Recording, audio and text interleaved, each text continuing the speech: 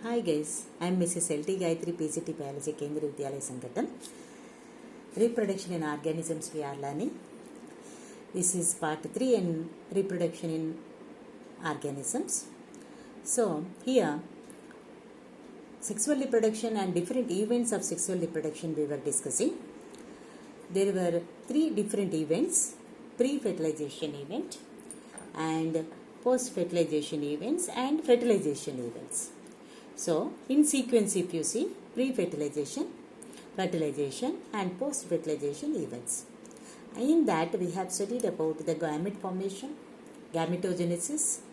In different organisms we find different ways, that is different types of gametes are formed, heterogametes, homogametes, and in some organisms both the gametes are formed in the same individual, and in some both gametes are formed by different individual. So this way we had studied a previous class. In continuation to that, how do these gametes form? What kind of cell division takes place? That we are going to discuss here first under gametogenesis. So children, you know already what is haploid nature, what is diploid nature. Haploid means having one set of chromosomes in a cell. There are some lower organisms like Monera, fungi, algae, bryophytes. All of them are haploid in nature. It means they contain only one set of chromosomes in each cell in their body. So, all of you know that gametes are always haploid in nature. So, when a gamete has to form from a haploid individual, the gamete is a haploid gamete, then what kind of cell division it can undergo? Equational division. Same type of cell which is haploid in nature should form. Therefore, in these organisms, to form the gametes, it is undergoing mitosis. So, after forming these gametes undergo fusion. They form a diploid zygote. One gamete is haploid. Two such gametes, when they fuse, diploid zygote will come.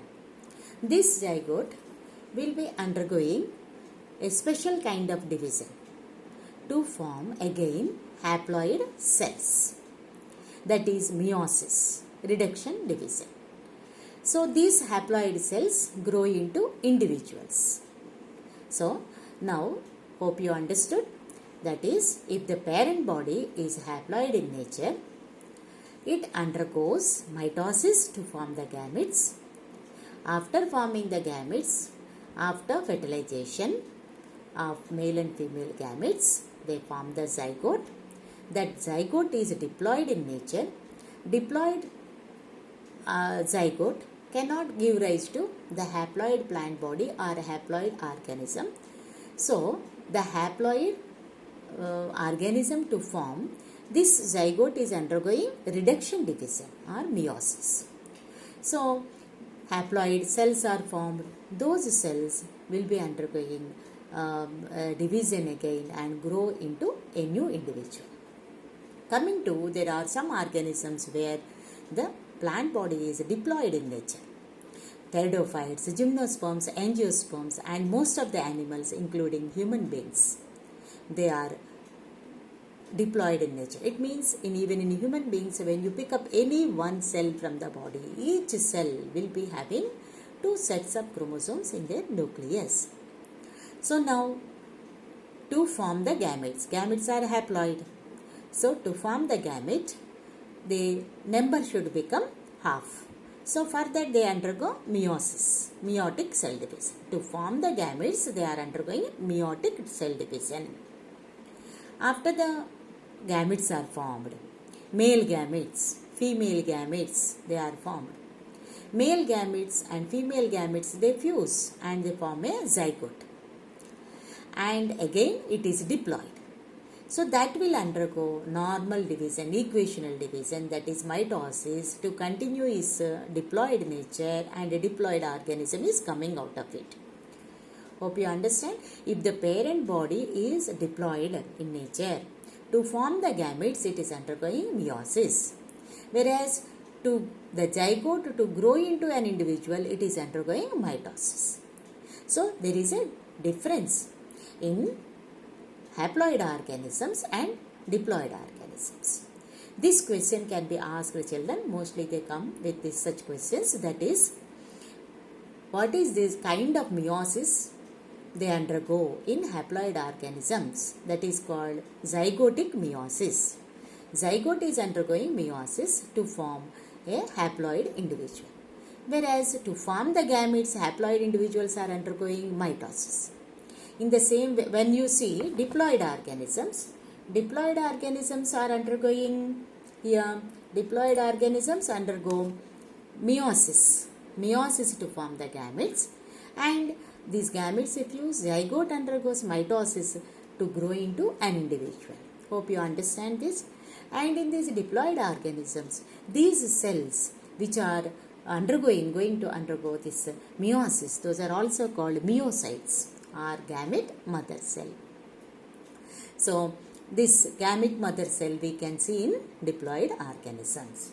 So after gamete formation, we can find there is gamete transfer.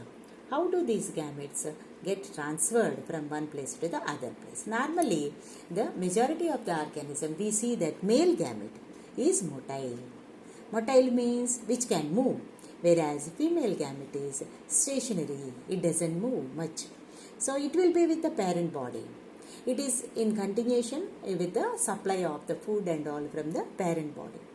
There are some exceptions. A few fungi are there, algae are there. Both the types of gametes are motile. So mostly male gamete is motile, it can move. And whereas for this movement, we see that it needs a medium like air or water, like that. So in some of these organisms like algae, bryophytes and pteridophytes, water is the medium for gamete transfer.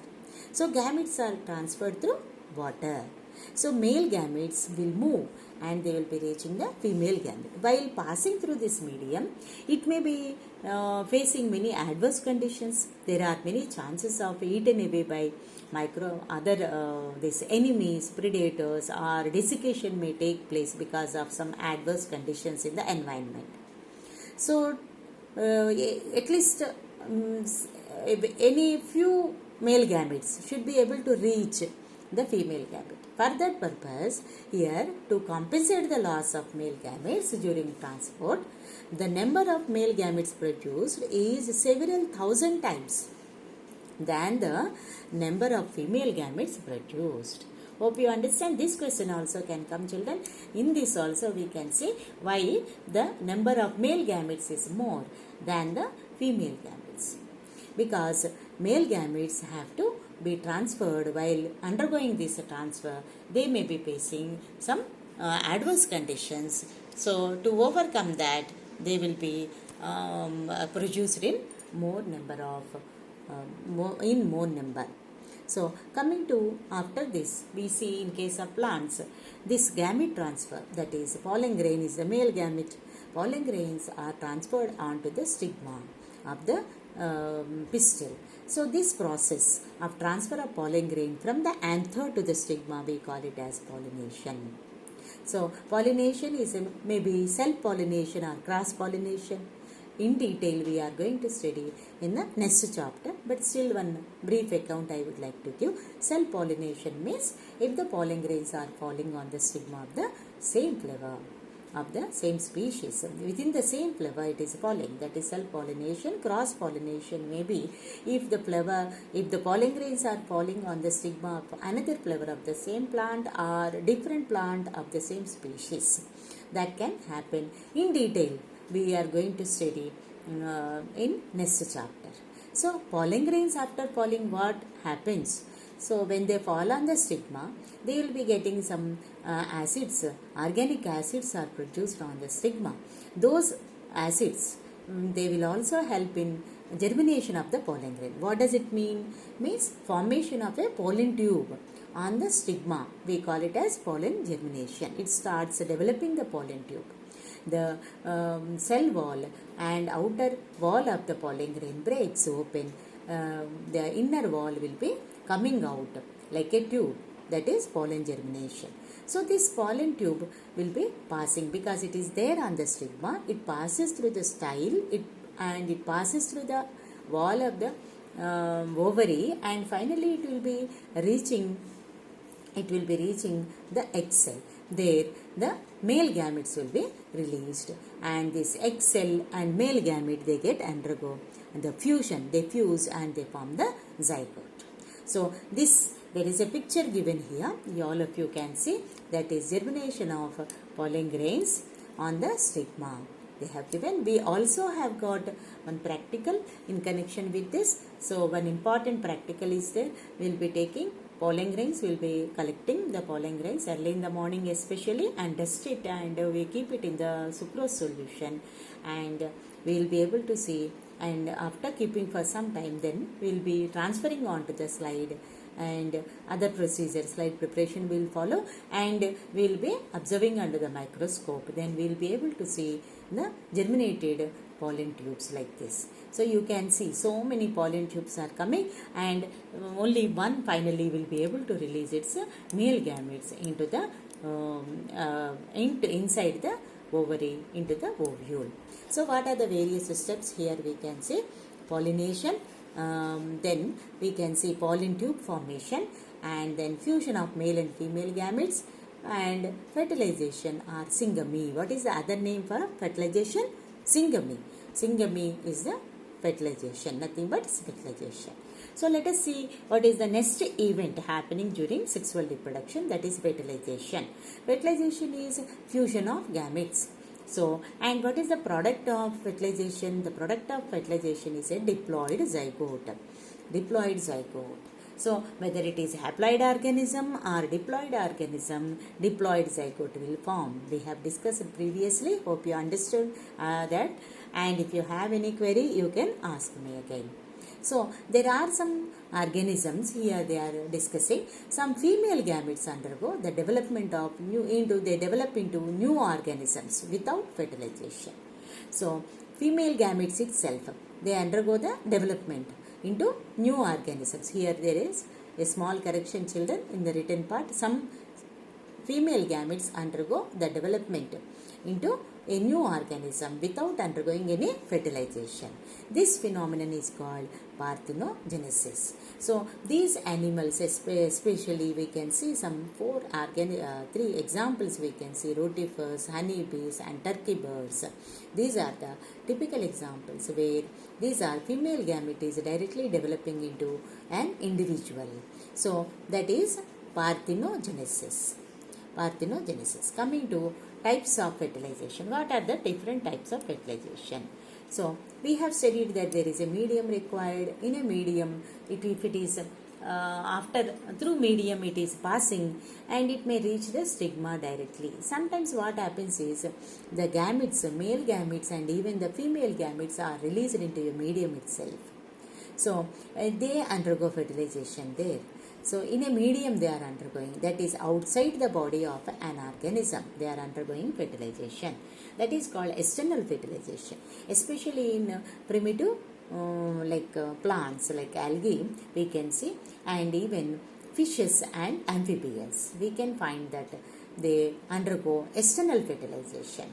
So, the eggs are released, spawn is released in case of amphibians and fishes, and male and female gametes, they fuse in the pond, that is water, and there they undergo zygote formation that grows into an adult.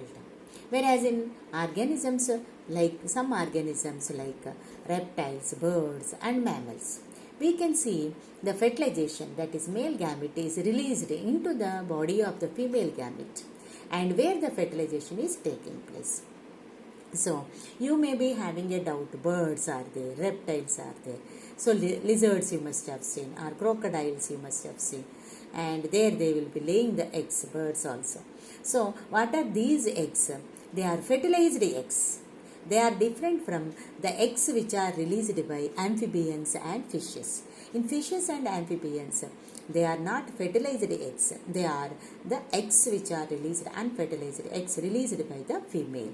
Whereas sperms also will come in the medium and they fuse.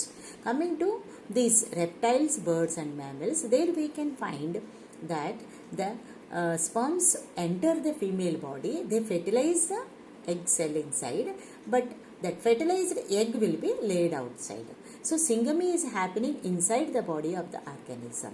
Example, fungi, reptiles, birds and mammals. These questions can also come for 2 marks, children. Coming to post-fertilization events. What are the post-fertilization events that we can observe? Here, post-fertilization events may sexual reproduction after the formation of the zygote. Post-fertilization events, whatever events are happening, we are calling it as post-fertilization events.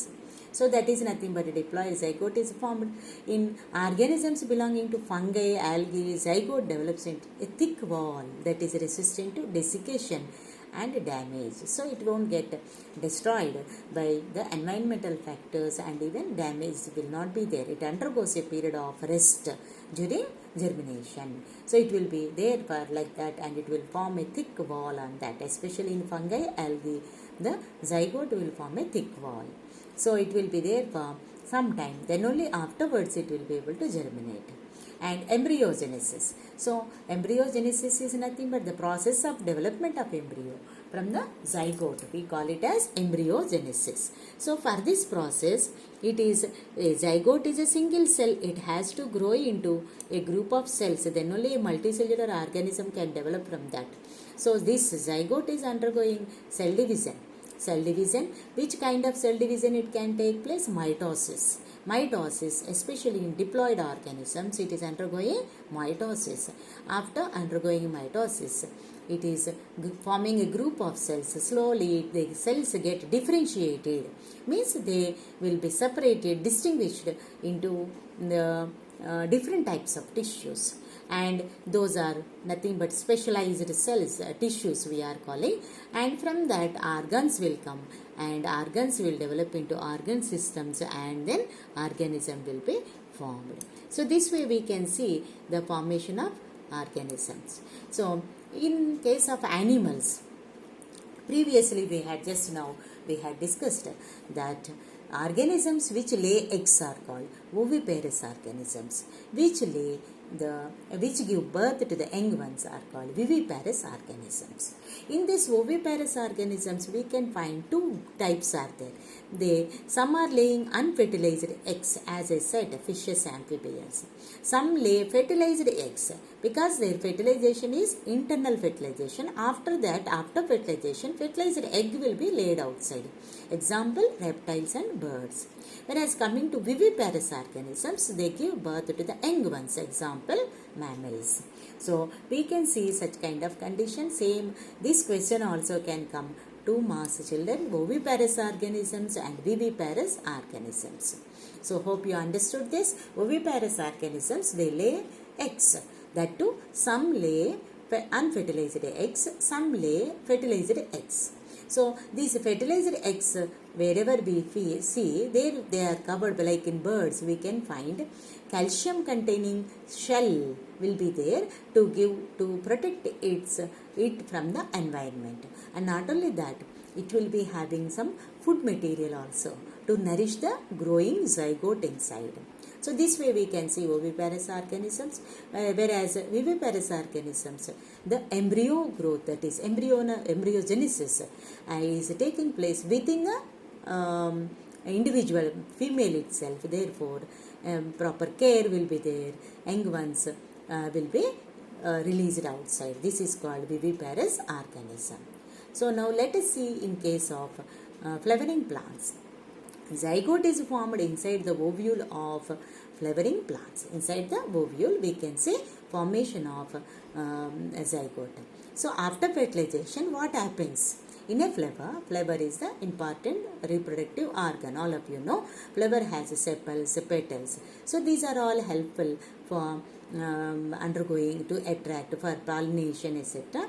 But otherwise they are non-essential parts of the flower. They do not involve in the fertilization process. So now zygote is developing into embryo, and ovules where this embryo sac is present. We in detail will study in the next chapter. Ovules develop into seed, and ovary is developing into fruit.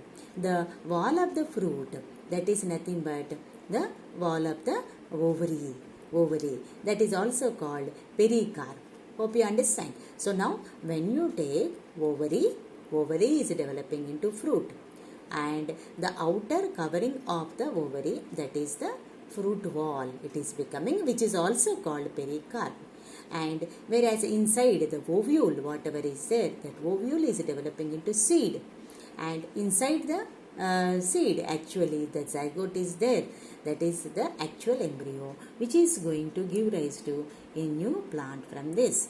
So with this chapter, that is reproduction in organisms, we have completed, children. Hope you have followed this, and assignment will be sent shortly.